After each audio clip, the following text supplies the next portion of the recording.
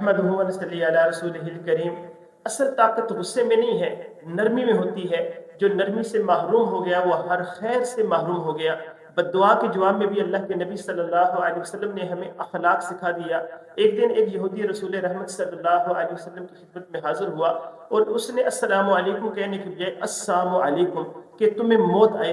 ادب اور اخلاق کے پیکر نبی اکرم صلی اللہ علیہ وسلم نے فرمایا وعلیکم، اور تم پر بھی۔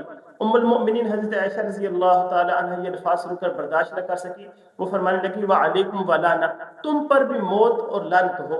رسول اللہ صلی اللہ علیہ وسلم نے فرمایا اے عائشہ نرمی اختیار کرو، اللہ ہر معاملے میں نرمی پسند کرتا ہے۔ حضرت عائشہ رضی اللہ تعالی عنہ نے عرض کیا یا رسول اللہ آپ نے اس کی بات نہیں سنی؟